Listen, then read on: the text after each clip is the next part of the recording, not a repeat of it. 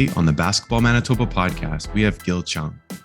Gil has been the head coach of the Brandon Bobcats men's basketball program for 12 years. He was the head coach at Douglas College for 2 years and an assistant at Simon Fraser University. As a player with the Bobcats, he led the team to 2 national championship finals as team captain, and he was also an academic All-Canadian. After finishing his playing career, he coached as an assistant with both the men's and women's programs at Brandon. Before Brandon, he played at Langara College, where they won a national championship. He is a graduate of Richmond High School, where he also won a British Columbia provincial championship. So Gil, welcome to the podcast. Hey, thanks for having me, man. So, we kind of just went through this whole pandemic, and now you're back. Things are kind of back to normal from what I can understand, as much as normal can be. We're playing games and everything like that. But I wanted to kind of ask you before we kind of got into your story, how are things been going post-pandemic? And, because I know there was huge challenges during the pandemic. Teams are trying to train, and I know depending on where you were and like where your players were as well, what the availability, which province you're in, if you're even allowed to be in gyms. So I'm just kind of curious, did you gain any new insights from that whole situation that you've kind of taken forward with your team or you personally with your coaching? Yeah, that's a great question. I think the biggest thing is how resilient we are as people, and especially kids. I have a 7-year-old boy, 11-year-old boy. I love them to death, but you know what? How confusing it must be for them to, my kids are youngest one's in grade 2, and how confusing it is to go everywhere with masks and have to stay away from your friends and be taught all day with the mask on and grow up with this, that we couldn't imagine anything like this growing up and having things taken away from them and not seeing family and friends for such a long period of time. I think the resiliency in our community and with kids especially is what absolutely floored me. And I think the next thing is, how much we end up loving each other, how much people support each other. And you hear so much about mental health these days, but how many people are just out there, sliding a text message here and there saying, hey, if you ever need anything, hit me up, let me know. I think that part really got people a lot closer together. Basketball wise, huge challenge for us. We're not U of M, we're not U of W. In regards to a lot of our team is local. We're all over North America. Toronto kids from Montreal, we have kids from Vancouver. It was a big challenge for them because our classes were all remote. And I totally make it, hey, if we have a season, please, of course you'll come back. But at the same time, you're paying $500 a month for rent, and if all your classes are online, if we weren't able to practice for 3 months at a time, I can't say, hey, Darcy, you got to come back. You want to get better. You want to do this. I need you back here. Every one of our student athletes wanted to have a year, want to compete and get better. But, we left it up to them. And same as our youth, they're resilient, got through their courses, doing everything remotely. Zoom made a killing, I'm sure. And teams made a killing. Yeah, no kidding. And you know what? And they did everything they could. We have a great athletic department where we, had home workouts. Some guys had weights. Some guys could still do stuff. Some people were just doing push-ups on their balcony. You make the best of it. Like I said, the athletes were resilient. Us as a community was, and now we're starting to move in the right direction. And I know we have this new, whatever it's Omnicore, whatever it's called. What do you do? We're playing, we're back on campus, so we're very excited. So have you seen a new appreciation perhaps, and maybe have you gained any new appreciation through it? Because again, that's happening, and I know, like you said, you felt kind of bad for the kids, and then that probably for me that extended to high school kids and then college kids. Like you're just missing out, and you remember when you were a ball player. If that's all you did, and now you're just sitting at home. So now these men are back in the court. They're back playing. Do you see any sort of like shifts in kind of their mentality? Are they more appreciative, or are they just like, whatever, we're back and it's the same kind of challenges you're always facing? Yeah, no, I think they slow down a little bit. I talk a million miles a minute, and I'm always going. But you can notice them kind of slow down a little bit. They take a little longer to leave the court. They sit around, they goof around a little bit, they talk. They want that social interaction. And I hate when my kids play video games. They're only allowed it on the weekends or get on the tablet or whatever on the weekends. But during the pandemic or when we were locked down, it was like they could communicate. They would go play Fortnite or play 2K and they could talk to each other. And I think the social interaction is huge. And I think our guys have definitely slowed down and appreciated that. But you forget they're young men. They're anywhere from 18 to 24, and some of them aren't quite comfortable in their own skin yet. So like when we first got back, they're just like, yeah, we're good. Play it off, whatever. But inside, I know they were excited because shoot, I'm a grown man at 41 now, and I was so excited just to be able to coach again and see guys that you would be like, some days like Darcy pissed me off. He don't box out, he don't communicate, pick and roll, and then you don't see him for 14 months. You're like, it was good. So I think I try to slow down a little bit, and at the end of the day, we love to win some basketball games. We love to move on, but you forget what it's like to have someone that you care about, have a relationship with, and be able to see him without a mask on. Yeah. No, that's good, man. I just kind of wanted to start with that because I know you're in the midst of the season and just get that perspective out there. And I know it's basketball is one of those things, it's been obviously a big part of both of our lives and probably most of the people who are listening to this right now. It's such an important thing. So when it was taken away, I know a lot of people struggled because that was the way that a lot of people were just coping with life generally. Right. And now it's like, I don't even have that. So I kind of wanted to get your 2 cents on it. So I appreciate that. And it gives them routine, right? So like we talked about the high school kids. Shoot, you have to organize your life around basketball practice, tournaments on the weekend, workouts, whatever it is. And now, like it's so much better being organized and having something to look forward to. And instead, you kind of get, oh shoot, I guess I could do this or I can't do this, and you kind of get stuck in a rut. But it's just exciting I'm really excited for the high school kids to be able to get after it again and have a season. Yeah, absolutely. So, man, okay, well, I want to kind of just dig into your story a little bit now. So we obviously talked about the pandemic. People are coming back and playing. Seasons are back up and running. But, when did your kind of basketball journey start? Like, what are some of your first basketball memories, and how'd you get involved in the game?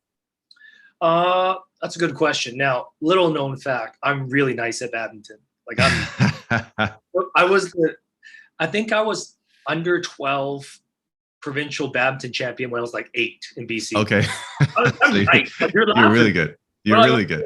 I was the national Canadian doubles champ under 16 when I was 14. And like I didn't play all year. Like I'm nice. I'm not trying to hype, but I'm nice. Do you still pull on? Do you still play?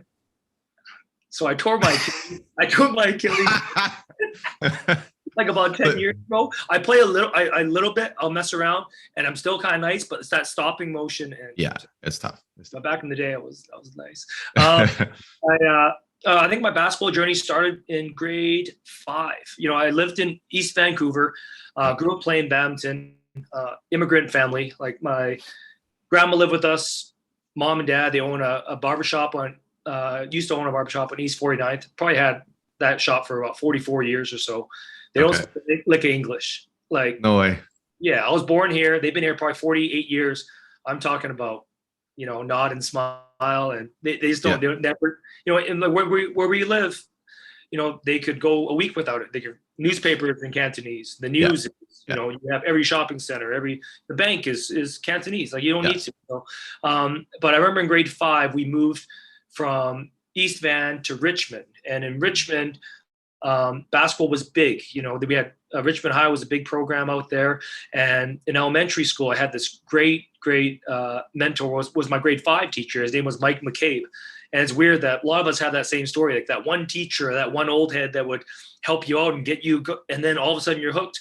But in grade 5, I remember the house we moved into somehow had a hoop, and it was broken, but I'd never played before, but I was out there. So I would dribble a little bit.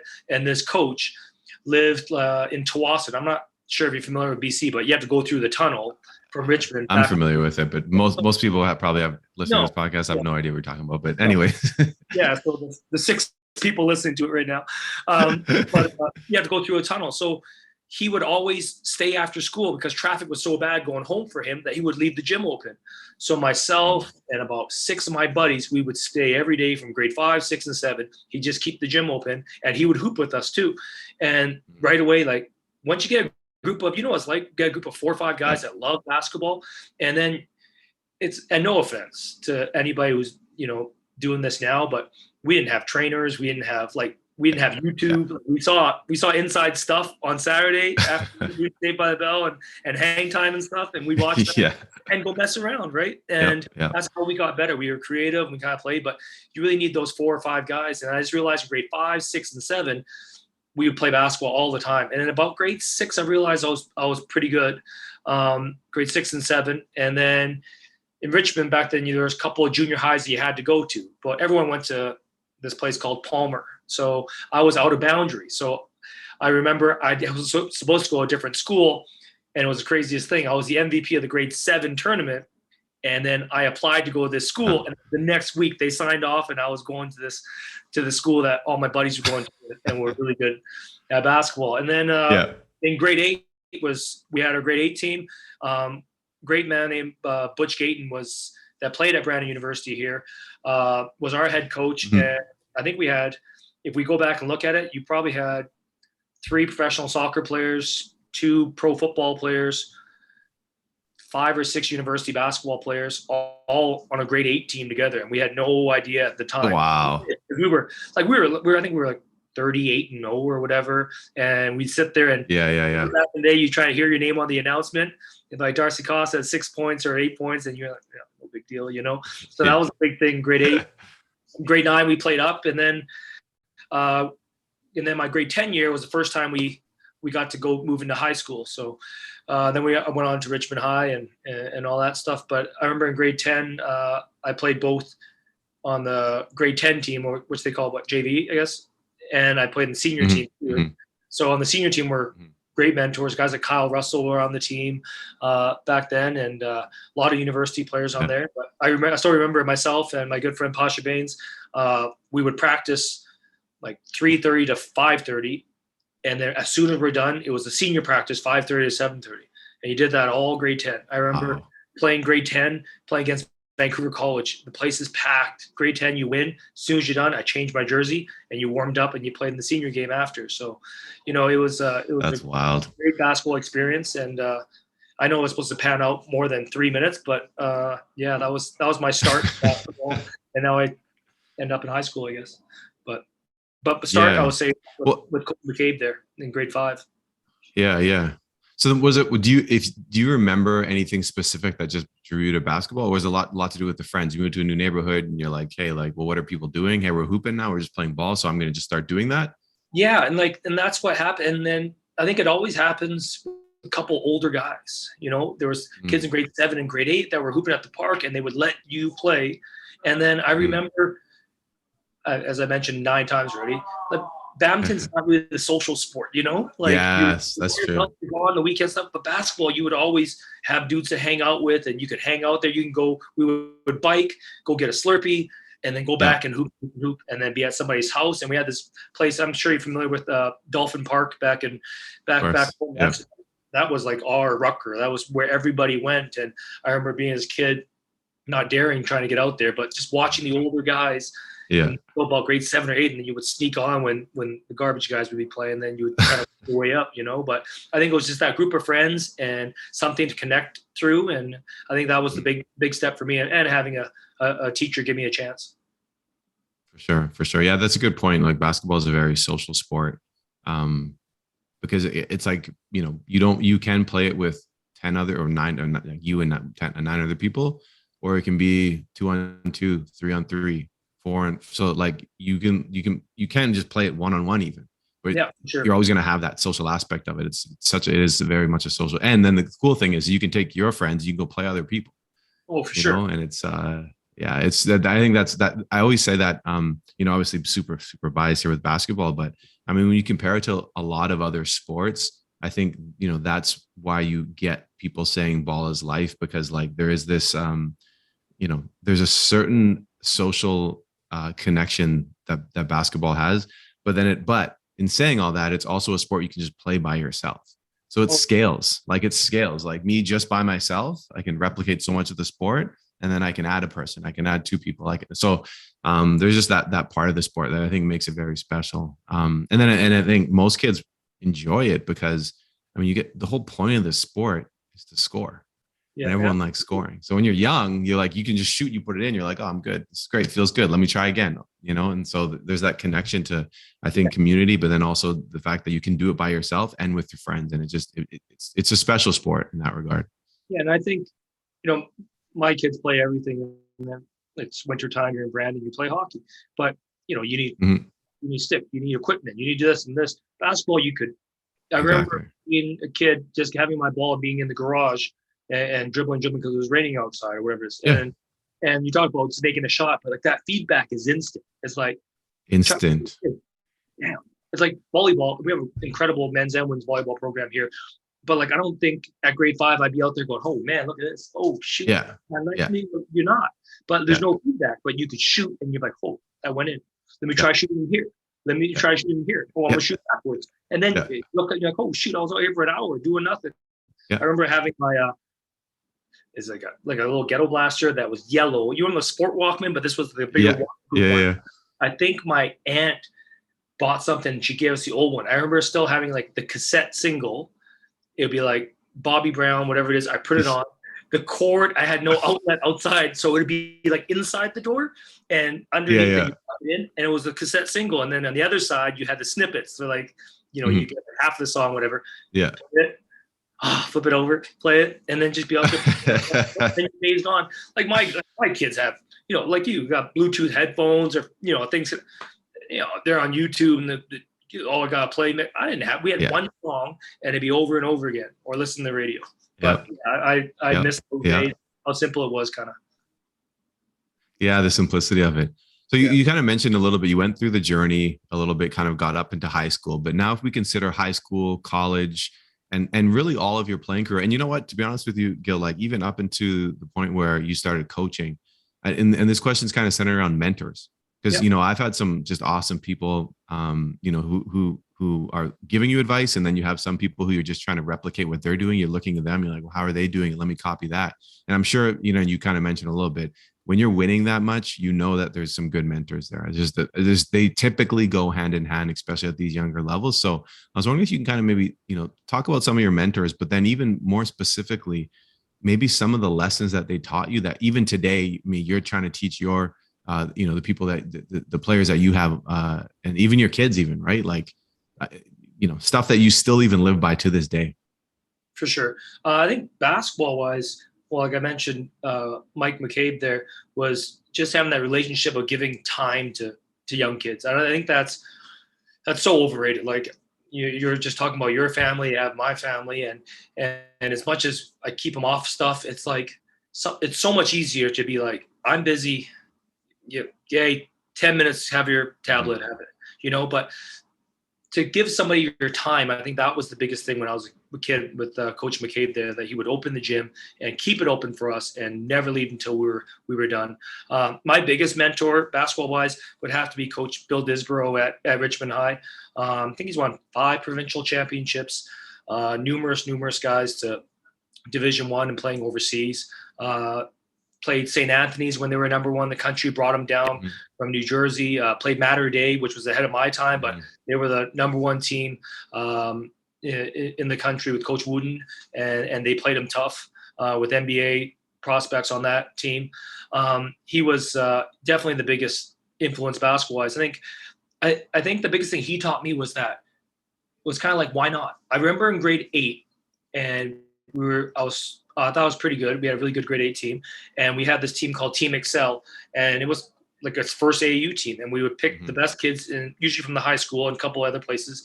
And before double pump, AAU, whatever it was, the big thing was called the BCI tournament. It was in Phoenix. Now, I remember going to Phoenix, and Coach was looking through our pool, and we played New York Riverside Church. And then he was, like, these guys, like, they have all these NBA guys. And I'm like, whatever, right? Like we'll go out and play and we'll compete.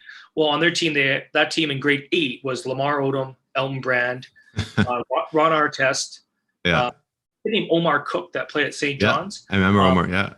Omar Cook was the all-time assist leader or leading assist leader or whatever. Those 4 guys were all on the same team. And Lamar Odom was 6'7" as an 8th or 9th grader and was dunking everything. But I remember going in there and he was like, "Hey, now listen, do you think that kid over there has put in more time than you?" And I'm like, "Well, I don't think so." He's like, "Then there's no reason to be nervous or whatever, because as long as you put in the work, you're out there, you're going to compete and play basketball." I remember going out there and we were down. Well, 2 things I remember. I remember one of our guys from Vancouver College named Alex Lando. They don't do it in the States, but he would always up fake And, guys down there would just go up strong. They would up fake. Yeah, like a couple. Then, like he, when you can't hoop no more, Yeah. like this. And then like Barkley says, like Barkley has a great story. He says that he knew when he couldn't play no more when he was doing this and ain't no one around and he's just still up faking. Yeah. He elbowed somebody and got an M1. Oh, and they went at it. And then all these kids stood up from the stands. I'm like, oh, this is going to be fun. And like the older teams, the U16, 17 team, I'm like, oh, here we go. But down there was no shot clock. And they were down 4 with like 3 minutes left. And they went 4 corners. And we never seen it before. Yeah. And I remember coach saying, hey, like, it's over. Like, there's nothing we can do about it, really. Like, we'll chase them around. They can handle, they can finish.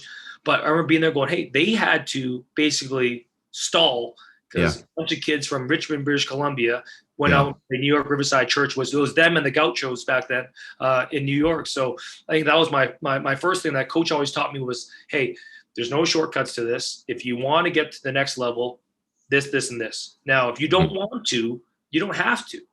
Like, no one's going to say, and at the end of the day, Darcy, if you wake up every morning and you shoot and you do this and you lift and you do this and you compete and do this, still nothing guaranteed. And I try to tell my kids that, my team that, is that some guys come up like, hey, coach, like, I'm working super hard. Like, how can I get more minutes?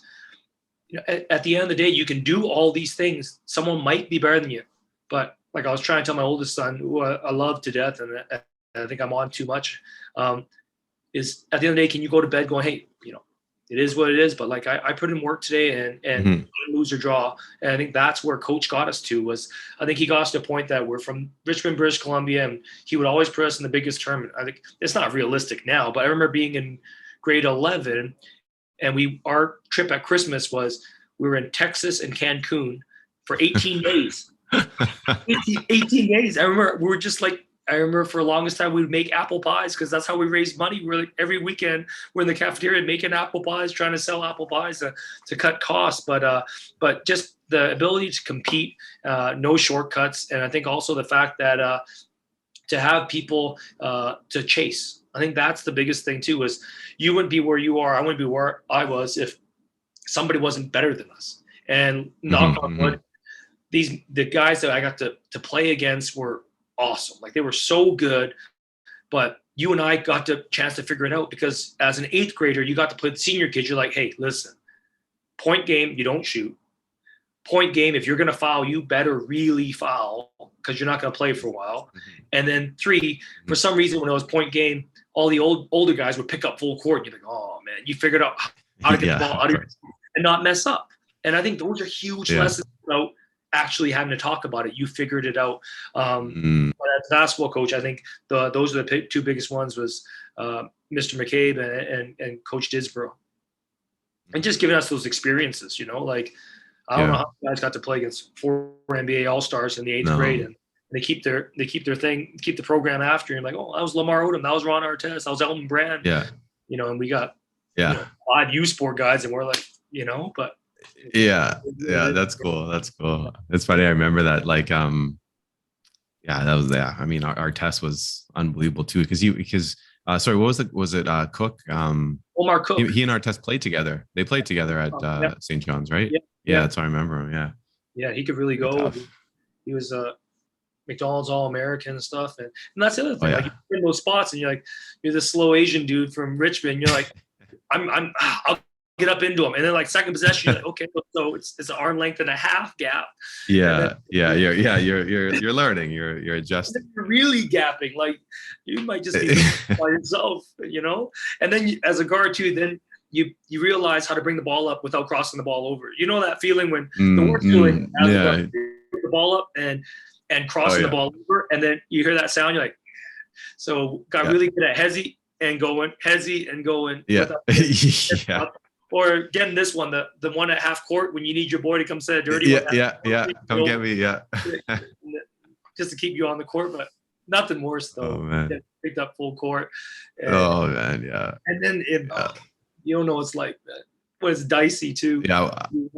I don't, because I've never had to handle those responses unless it's a pickup game. I'm not ever bringing that ball up, or like, maybe semi-transition, give it to me at 3, almost at half court, but I'm not bringing it up with pressure. Forget that. I never envied guards point guards, especially point guards that either played in a system or that required them to actually bring the ball up and then initiate something under pressure, or they just didn't have good secondary ball handlers, so like they always had to do it. Never envied that, because it was just like at some point, you know, you could depending on who they're playing, or if they're playing someone who's dogging them, like you can see in their eyes, they're like, I don't want to do this anymore. You know, and as a coach, it's the same thing. Like I remember just a couple of years ago, there was a kid at University of Calgary, Kapinga, could really guard 5'9". He won a national championship with him, and Earl Roberts loved him to death, and like he was roughing out here. And this kid is just in him.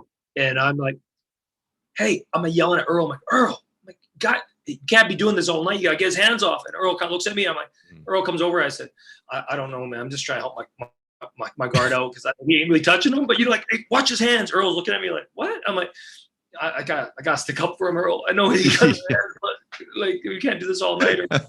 But yeah, so it's the worst feeling. Yeah. But yeah, I think those two mentors, getting back on track here, those two mentors are those are two of the biggest ones. Yeah, for sure. Okay. Sorry, go ahead. Coaching wise, those are two biggest mentors. Yeah. So now, you know, most of your story's been in BC because you're a BC guy. I mean, like I said, you won a provincial title in high school. You actually played at Langara and won a national championship there. So the big question is how the hell do you end up at Brandon?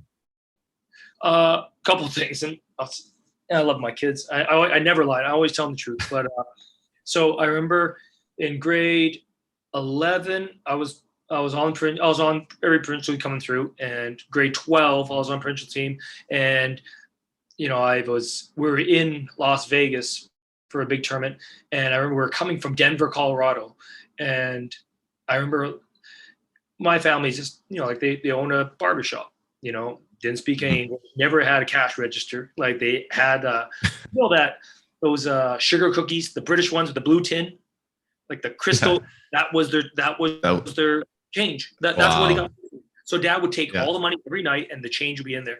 And I would say, growing up, it would get broken into 3 or 4 times. And my dad every time would come in like, guys, I take the money with me every night. There's like $20 in coins, you know. And I remember not being able to afford going to Denver, and that summer, I remember calling coach, and I was in tears, like, you know, 17 years old, whatever. And you're like, hey, coach, like, I can't afford this, you know. And like, he made it work and made things taken care of. And I remember going in Vegas, and we're playing somewhere in the Bay, like some Oakland team or something. And like, I think I had like 23 and 8, and that was nice.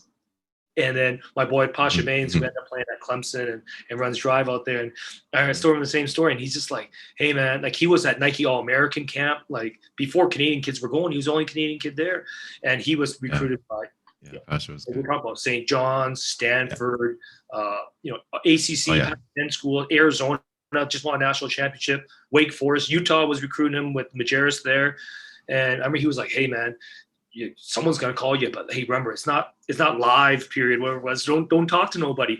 And I'm good. I remember this coach came up to me, and he was like, hey Gil, and then Posh like, don't talk. And I'm like, so I'm gonna just try to play it all cool. And then Posh is like, yeah, you can talk to him. I looked over again. I'm like, the guy was from University of Calgary. Okay. Yeah. In Vegas, and I thought I was talking to Pepperdine or something. Yeah. But I remember having a really good year, and I still remember like the high school final. I was going to get to this because we talked about growing up and influence, stuff like that. I still remember playing the high school final. We must have had 6,500 people at the final at the Agrodome, and you know, back then there wasn't many Asian dudes hooping.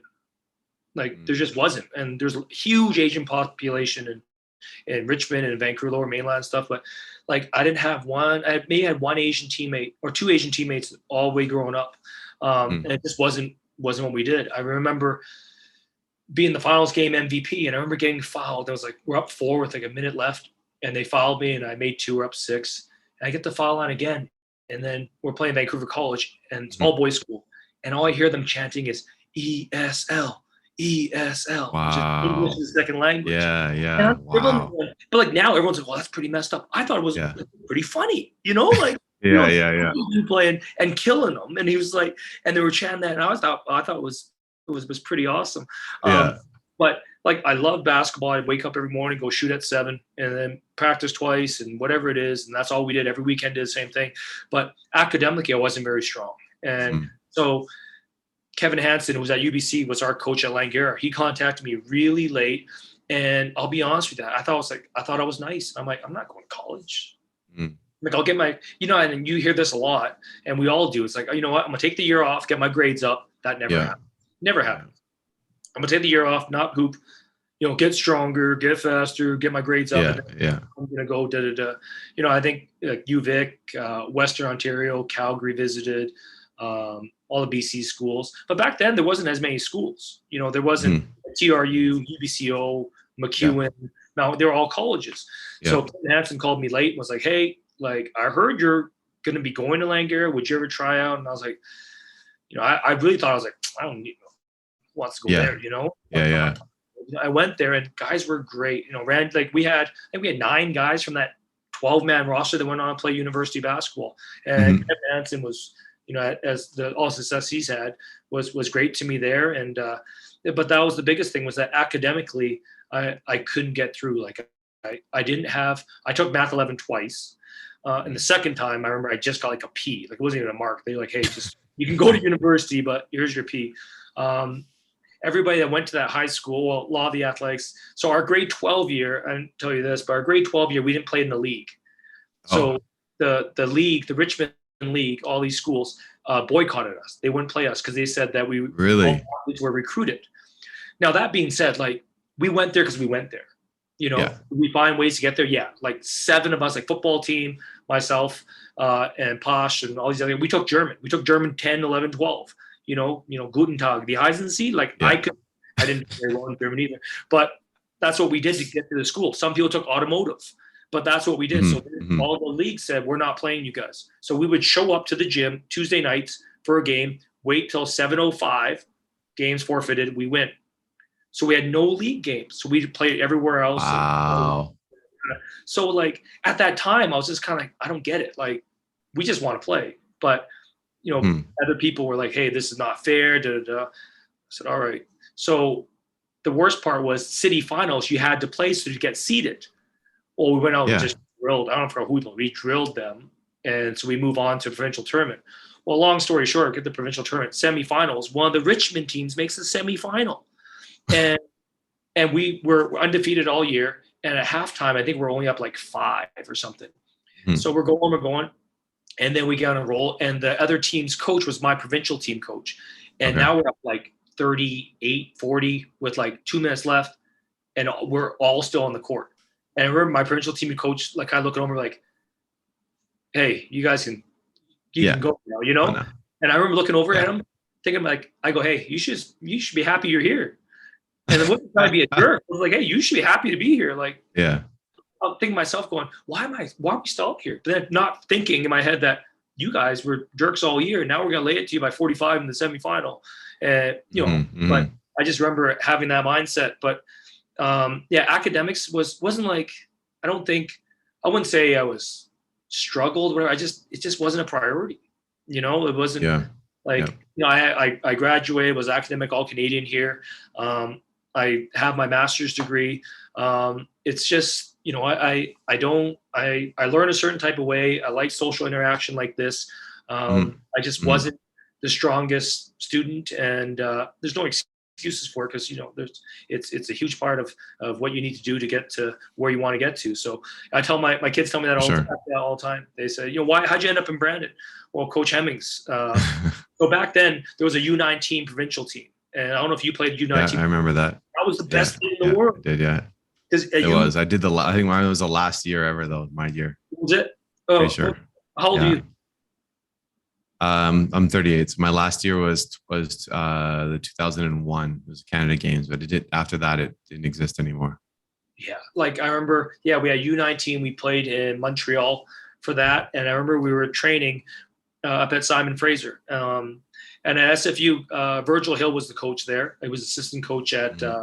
He was actually head coach at SFU there for a bit. Was assistant at Simon Fraser at the time, and I remember being up there, and Coach Hemmings came on the tryouts, and he talked to me before when I was at Langara, and he talked to me again, and like, we won a national championship, I remember, and I was just like, I didn't want to get stuck.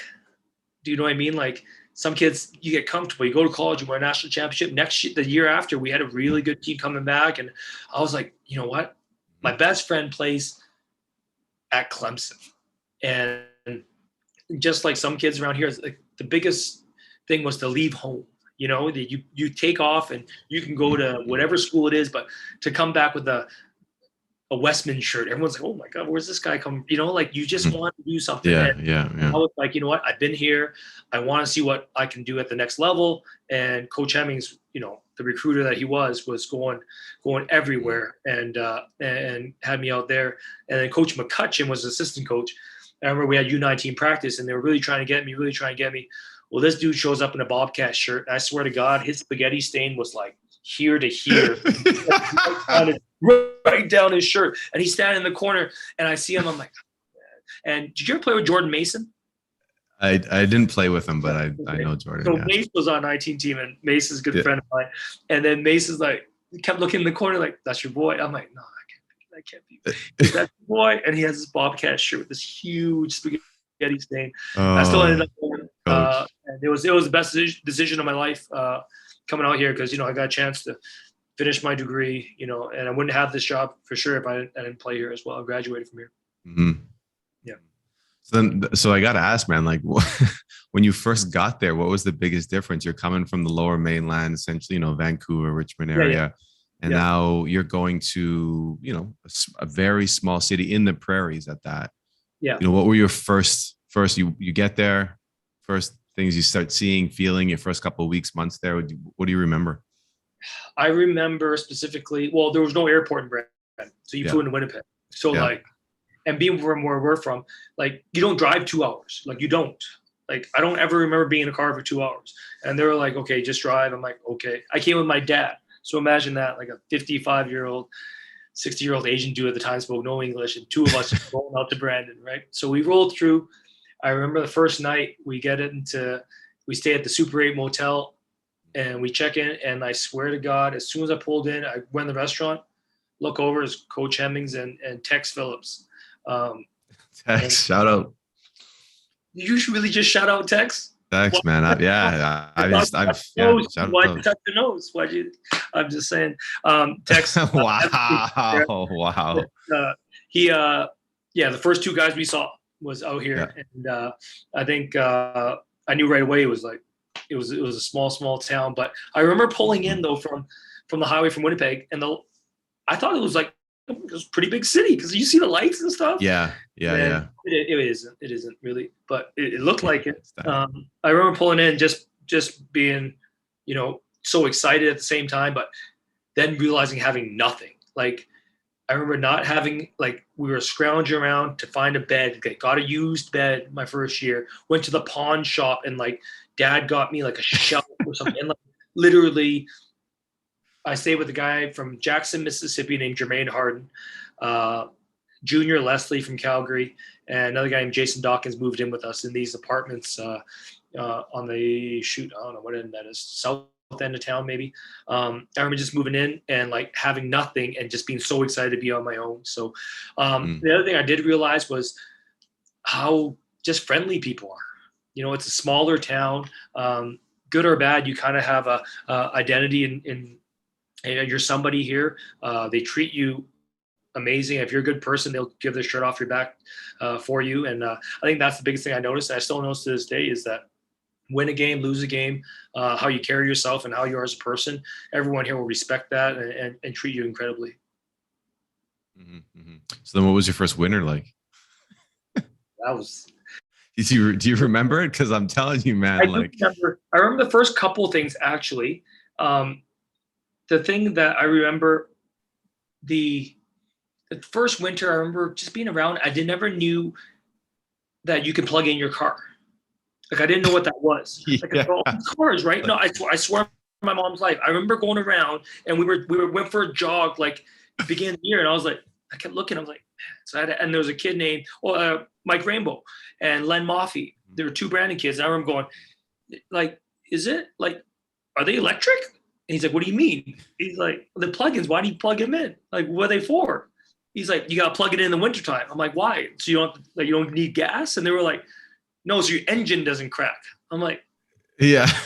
and that I remember my first winter, I was like, I have no idea what's going on. Oh, Because like you would have to, man. everyone, but the crazy thing is that to this day, if you tell people in BC, you're like, oh yeah, I have command start. They're like, yeah, what's that? Like you can Yeah. start your Yeah. car. Like Novell Thomas, who's back home now, he's no longer Yeah. women's coach. Like I'm talking about, dude was here for 10 years and it'd be +1, he'd be in the office. Yeah. Yeah. What are you doing? Like it's like May. He's like, what's wrong? My car's warm. And I'm like, okay. That's what I realized was plugging in cars and having remote start that winter was. Oh, and the other thing was I learned how to walk with the wind, and turn your back to the wind. Because like the first time I saw a weather network and you're like, oh, it's -8. And it's like, feels like -21. I'm like, what do you mean? Yeah. Like -21. So yeah, that was my big experience. And same with the guys here now though. Usually guys from the States, I had this kid, Isaiah James, and I'm like, Fox, you're good? He's like, yeah, man. I mean, you got a winter coat? Yeah. He's like, he comes out with like a leather 49ers coat. And I'm like, he's like, yeah. So I think it's an eye opener, but I don't know. I still believe that after -12, cold is cold, Yeah. No, for sure. But I always like asking that question though, because the people like if you haven't experienced it, I mean, there is a certain like toughness level that gets developed though when you're there, because you have no choice. And then when you go to more temperate climates, like it's just not as difficult to live. Yeah. So I always say people who grew up in Manitoba or even the prairies, like I mean, or even the rest of Canada, not BC. People in BC are soft when it comes to weather. Yeah, I totally. But yeah, it's most of the time though. But I remember my boy. What's that? I said it is sunny most of the time. I remember my boy. Yes. Aaron, we were talking about his podcast. Well, I swear to God, his best purchase ever was he went to Foot Locker and bought an N1 jacket. And it wasn't even that thick of an N1 jacket. It was a black N1 jacket. He made that thing last for like 2-3 years. In any weather, he rocked the N1 jacket for like $2. But he'll tell you right now, his greatest purchase would have been that M1 jacket. But yeah, it's oh man. So we mentioned a little bit. So we kind of like blasted through your playing career, and you had some success there. You're captain and whatnot. But why'd you start coaching? I guess is the big question. You finish, like I'm done playing now. Did Coach Hemming say, "Hey, help us out"? Did someone kind of convince you, or did you just, being that you were a team captain and you were clearly a team player, was that something that just kind of like you just fell into? I think I always want to. Sometimes when you're growing up, I didn't want to work in business. I didn't want to write. I didn't want to learn about history. Sports was such a big part, just like what you're doing. Just sports was such a big part of who I was growing up, and always been around sports, and your friends and all social groups was always based around sport. And I think from a young age, I always, like I was saying to you, like in grade 10, I was really good. Like I really thought if there was an NBA draft to declare in grade 10, I was on the radar in grade 10. That's how nice I think I was. Yeah. But after a while, it was, by probably my second year here, I'm playing 15, 18 minutes, whatever it is. And you find a way beyond the court. You find a way to compete against guys more athletic, maybe more skilled, bigger, whatever it is. And then you always are watching the game. And, Coach Hemmings was such a great, recruiter and X's and O's and stuff that I would always bounce ideas off him during a game or practice and stuff like that. But even before that, I just kind of realized that, you have a chance to give back to the sport, but to stay in it and impact other people. And I think right away, as soon as I was done, I was like, I'm going to get my teaching degree. And then I'm also going to coach. And, it's provided me with so much, but I think I figured that out from a pretty early age that I wanted to coach afterwards. Cause I don't think, there was that many opportunities after basketball. I did story, going my last year, got a phone call, to go overseas to play for the Hong Kong Flying Dragons. Now, no way. Yeah. I remember Tyrone Smith and Aaron Mitchell, my roommate. I get a call. The Canadian guy was like, "Hey, where are you parents from? I'm like, Hong Kong and China. He's like, you get a passport? I'm like, yeah. He's like, we need a backup point guard. I was like, where are you from? He's like, and he starts speaking like broken Cantonese, and I speak Cantonese fluently. I'm like, yeah, yeah. And he's like, oh, sweet. Okay, would you come here? And I'm like, okay. I'm negotiating with him. I'm like 21. I said, hey, I would need, a salary that's guaranteed. I'm not leaving my last year. I need this paper, that.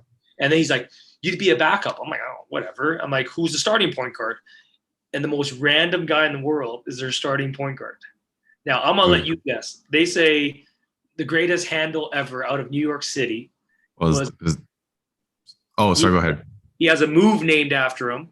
Oh, Shamgod. What's his actual name? God Shamgod, yeah. His actual name is Shamgod Wells back in the day, but then he changed it to God Shamgod. So the guy was like, our starting point guard is God Shamgod. I was like, man, I thought I had to gap Tyrone Smith. Like, I'd really have to gap God Shamgod here. So I remember that, having a chance to do that, but never went. And like, you look back, like, should I have went? I don't know. I played my last year, got my teaching degree, whatever it is. But back then, it was like, it's not like people now. Like, there's so many places to play. This, that league. Back then was like, I don't know how he got my number, how he got this, and it was kind of an opportunity back then that I thought was kind of neat. But yeah, I always wanted to coach, and I tell my kids all the time I have the best job in the world if it wasn't being on the road sometimes. Mm-hmm. Yeah, no, it is interesting though, like those types of opportunities. I mean, you never really know where they're going to take you, and so you can't say it would have been good or bad. Like, you just don't know. But I love hearing stories like that. God Shamgod, he's like, God Shamgod. Like, yeah, we all know God Shamgod. Yeah, that's cool, man. Yeah, because I actually knew that he played over there. Did he play over there for like a little while? Like, was it like that, like a thing? Eh? Oh yeah, like back then, and won something huge. Remember? Man, I try to tell younger people that, and they just don't get it. I mean, but like back then, like I don't know why I was watching something. Maybe it was on YouTube or something. Yeah. And even if you just watch old NBA games, and that's like not like the quality or the lack of quality, like in the picture, I don't know how we actually watch these things. Like, you go watch it now because you get so used to this high definition. You watch it, you're like, oh my goodness. Yeah. And when we were young, it looked great. You're like, this is no problem, because we didn't know any better, right? You're like, this is great. This is perfect. Go back and even watch like any N1 stuff. It's like grainy footage, man. Even the later ones. Yeah. I couldn't believe it. Yeah. Like, but I really do think they make it worse now. Like, you ever go to a hotel and like it's not HD? You're like, what the? You can't even like, what am I watching here? Like, you feel like like you said, no way it was that bad back then. There was zero chance. It was, man. No, okay. So it wasn't. And I'll tell you why. This is a complete lie, but I know people want to hear this. So it's just because we're watching. The 5 people who are listening. Adam's listening to this because he's got to listen to it. He's the producer. So Adam knows this already. But like, it's just because the stuff we're rewatching now is on, like they're on flat screens. But if you put it on a tube TV, the pixel rate is different, and it actually looks better. But it still isn't like when you watch HD. So the quality's still lower. But but those N1 ones, I remember because I had the tapes, and like the first version, like the N1 mixtape, the first one before it got big, that quality is low because it's like it was just people shooting it on the thing. But man, like, yeah, that was a whole thing. Now we're down to two listeners, but it was crazy because remember how hard it was to get? Like, you didn't know that. You'd be like, what? Where'd you see that? Darcy has it. Oh, can I dub it? You would try to record it off somebody else, so you would have a copy of it. You would hear about it, you see it at a friend's house or something. You're like, but no one actually had like the copy of it, because I don't remember where you had to buy shoes, or you got it in the States. It wasn't like eBay or Amazon. You just order it, whatever it is, or YouTube. No, it was hard. I can't believe people had it, but I'll be honest. Like, I watched them. I remember still watching like a Steve Francis mix was the craziest thing I've ever seen in my life.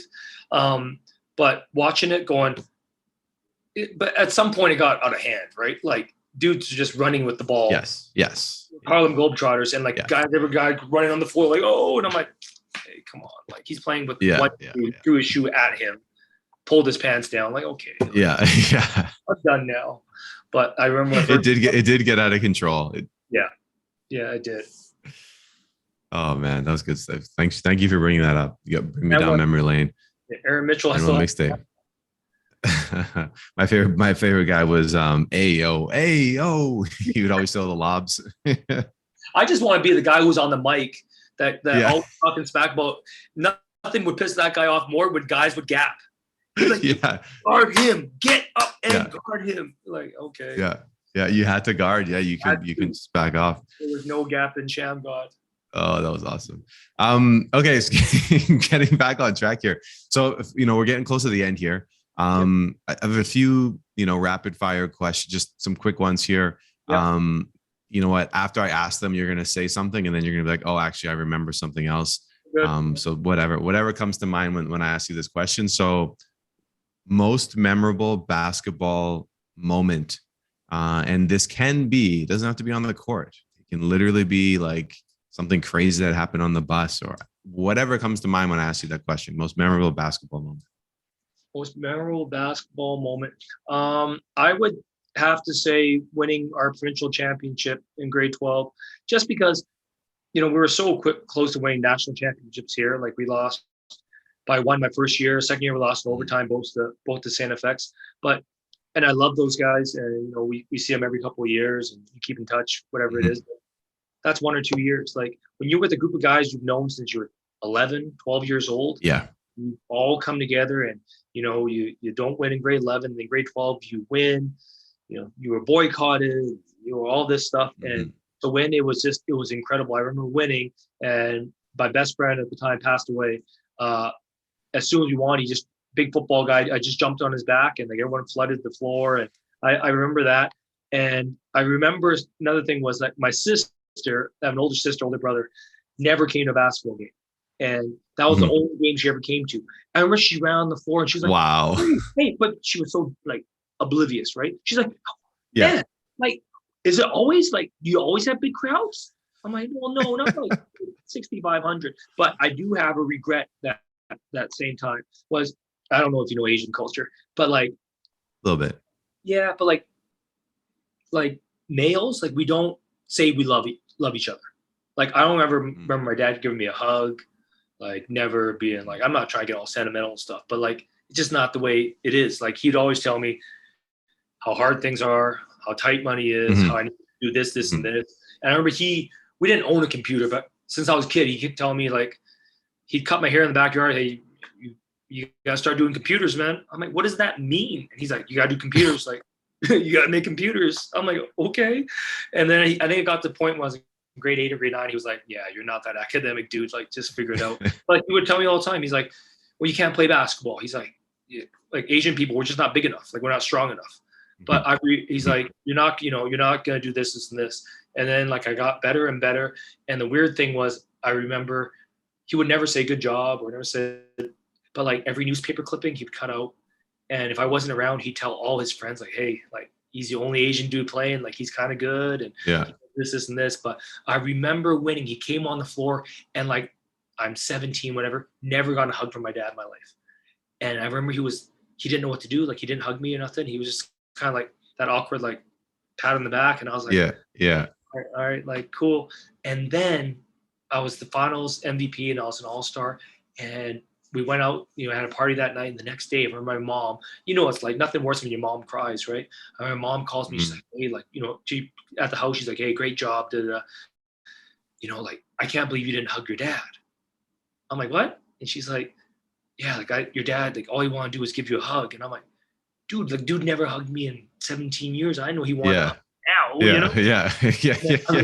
I remember not knowing what to do. So I remember taking my trophy and trophies at the time, and the next day driving down to the barbershop with a friend and just taking pictures with him, and like he was so proud, and he was telling stories to his buddies and and I think that was the biggest basketball memories, like winning, but then remember realizing that like I kind of let my dad down too. Well, that's the weird thing too, like we were talking about that growing up, but like just back then, like I said, how many Asian people would play, and I think as growing up, I don't know who's watching this or kids out there. I know there's kids in Winnipeg or kids in Brandon, whatever it is. It's like I wasn't ashamed of being the only Asian dude, but sometimes it's like, damn, like, why is dad always so loud? Like when someone's at your house, because you don't speak English and, we're loud. I remember he came to a practice and he tried to make me go somewhere and I had to leave practice, but like, he was like calling out loud in Cantonese. I'm just like so embarrassed, and like whatever kids watching, where it's like, don't be like, I was the only Asian kid there. And I just remember now, like being like, I wish I'd embraced that side way, way more. And, I try to tell my kids that it's like, never be, scared of your food smells different. I remember going to school, like, I remember having like soybean beverage. Anyone know what that is? Like, all I wanted was the sunripe apple juice, and like they had soybean beverage. I'm like, why do I have this soybean beverage on here? And everyone else had regular food, and I had like rice and ham or something. And I'm like, just give me a peanut butter and jelly. But I think that was the big thing was just embracing your culture, and now it's a lot different. But getting back to your rapid fire question, that was 9 minutes ago. No, I mean, it actually isn't a rapid fire question. I use that incorrectly. It's more just the last few questions. And no, I appreciate that answer there. And I think there's definitely people who can identify with that, because again, like I played some of my teammates, and they, had parents from different countries. And I know there was moments where they're just like, hi dad, like it was, same thing. And I saw it all the time. And so I totally get it. And I think, the message that you gave can be extended to whatever that thing that is different in you. You know what I mean? Maybe not to like be so like, just kind of maybe accept it a little bit more and don't, you are who you are. Right. Like, so it's a good lesson. I mean, I think nowadays things are much different. People are encouraged to do that more. Whereas back then it was like, you're like, what am I supposed to do here? Like, it's like, people back then was like, what are you eating? I'm like, we're just having like raw salmon. They're like, whoa, now I'm just like, okay. Back then it was like, but some stuff's still messed up. Like, my kids are eating chicken's feet. I used to be eating chicken's feet, like just, Bro, I was literally just gonna bring up chicken's feet. So I mess with dim sum. I love food. I've traveled, like I've eat all over, and like, yeah, man. But I do not mess with chicken feet. But I have a friend, this guy from Quebec, not Asian guy, he's just some white guy, and he's like, we went out and ordering dim sum and stuff, and then he's like, he ordered like the chicken feet. I'm like, are you sure you want that? He's like, yeah, man, I love this. I was like, all right, man, cool. Like, but I'm not messing with that stuff. But why? I get it. The chicken feet. I've tried it. I don't know. It's just like you're just kind of like. Like you're, it's. But I ain't gonna lie to you. You get that like that name, a little. You're like this, and you're like, I'm like, I could eat anything in the world, and I'm gnawing on this chicken foot. Yeah, like, exactly. Thing in the world, but yeah, I'll eat it. It's good for you though. No, it ain't. It's good for you, man. You get a lot of collagen and stuff. It's good. Oh man, this podcast, I'm gonna start talking about that. But so okay, so I got two more questions. One, so I asked you your most memorable basketball, moment story. So now I'm gonna ask you to look for, tell us just like your funniest one, something stupid that happened, or just like a weird occurrence, or a time when maybe Coach Hemmings did something just like crazy. Any first thing that comes to mind, a funny, awkward, strange moment. Funny, or even in your own, maybe you as a coach, maybe you had your own moment when you're coaching and you're like, I don't know if coach wants me to share this story. Well, then don't. Probably not. I don't know. You know what? Not funny or awkward, but I remember one of the coolest stories I would say was, I don't know, maybe my third, fourth year here. I hit a shot from half court to pay for a kid's tuition and fees. So like, we had a thing going on at university. You get one shot, you can shoot it, or you can pick anybody in the building to make a shot from half court, and you make it, you get your tuition and fees paid for. Well, there's a kid named Mason. He was in one of my classes, and he didn't know anybody. He was just there. And he's like, I was like, Mace, what's up, man? He's like, yeah, coach, you come shoot it. Took off my jacket. Man, that thing was good. As soon as I let it go, it was good. And then, so we're done, and we're running around, and we were playing Regina, and we struggled in that year. We won, done.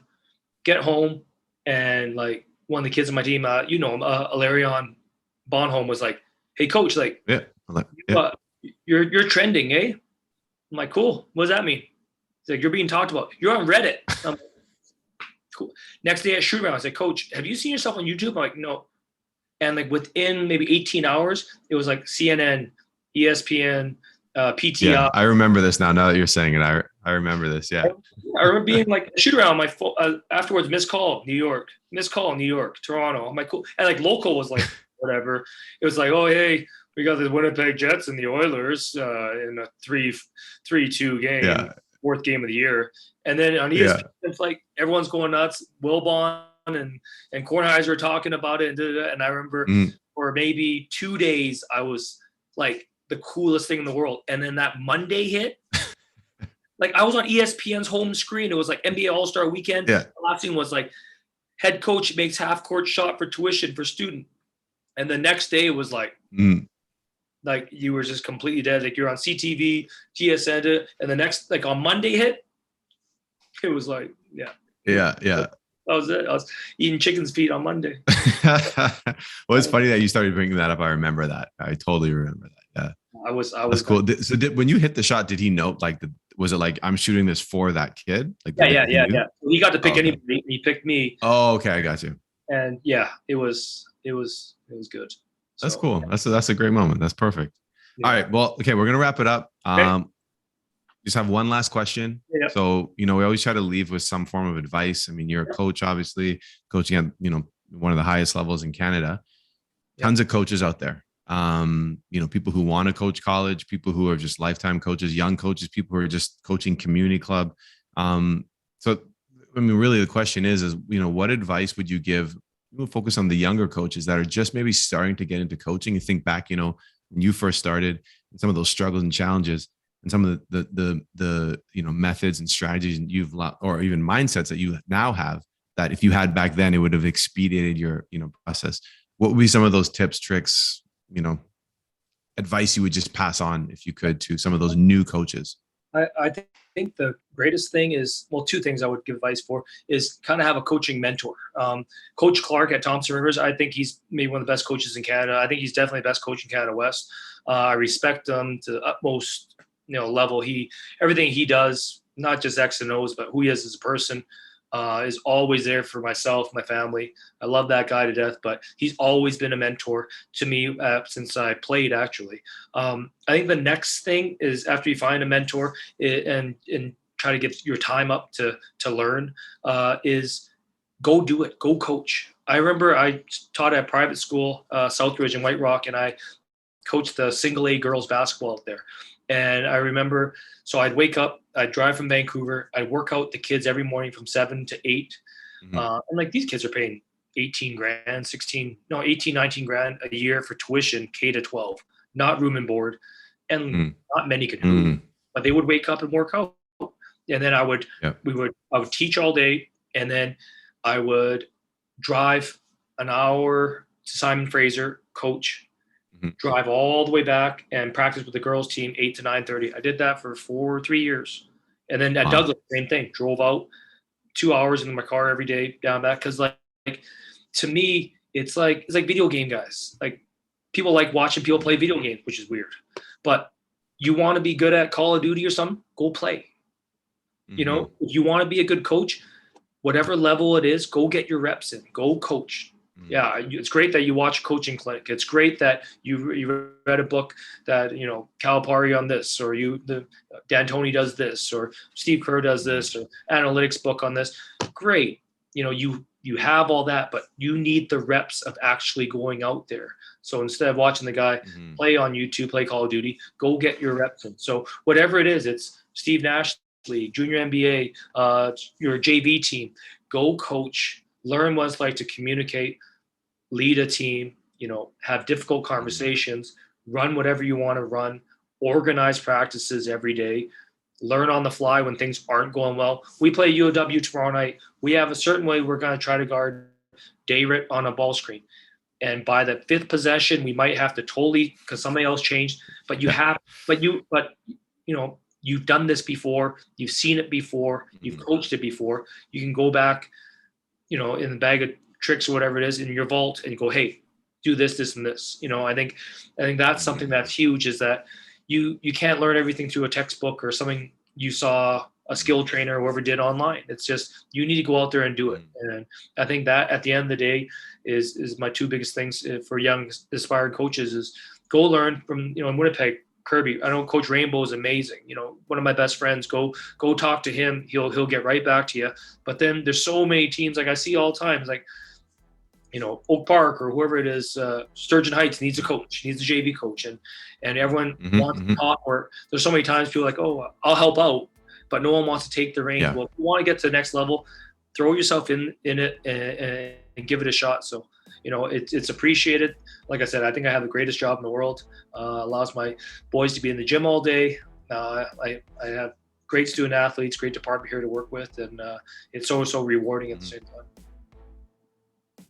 Absolutely, man. Well, it's a great way to finish it. I appreciate you, and I think you said you play tomorrow. I think you have a couple more games, and it's break, and then a break. Yeah, we have UW Thursday, UW Saturday, and then it's a long break. So we don't have conference games again until like the second week of January. So it's nice. Everyone gets recharged, but like I said, I can't believe that we get to play again. We're excited. We're out here. I know. It's crazy. It's crazy. We're done with coaching and stuff. If anyone out there, like I said, the 4 people now listening, if they ever need anything, email me. All the stuff's on our Go Bobcats website. Yep. You want to come by a practice, if you want video, you want come around, shoot around, tickets to a game, whatever it is. We're just trying to grow the game and give everyone opportunities that that you've got growing up as a young player, coach, whatever it is. And any chance we have to grow the game in this province, in this country, us as coaches and players will more than happily lend a hand. Absolutely. All right. Well, we will wrap it up there. Appreciate you, and take care. Thanks, Josh. All right. Thanks for listening to today's episode. Please like, subscribe, follow, and share this series, and reach out to us with your comments on the show. Thanks again for joining us.